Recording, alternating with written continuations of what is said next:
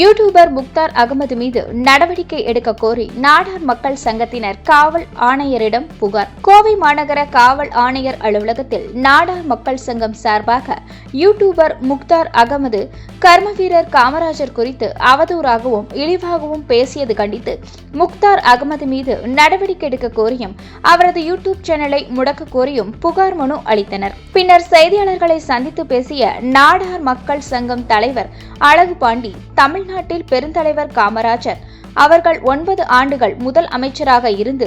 ஏழை குழந்தைகள் படிக்க பல பள்ளிக்கூடங்கள் திறந்து மதிய திட்டம் தந்து பல்வேறு தொழிற்சாலைகளை உருவாக்கி பல அணைகளை கட்டி தமிழ்நாட்டினை முன்னேற்ற அயராது பாடுபட்ட நேர்மையான ஊழலற்ற பொற்கால ஆட்சி நடத்தினார். காமராஜரை பற்றி சமூக வலைதளத்தில் வரலாற்றினை திரித்து ஊழல்வாதி என்று பொய்யான செய்திகளை பரப்பி பொது அமைதிக்கு குந்தகம் விளைவிக்கும் வகையில் பேசி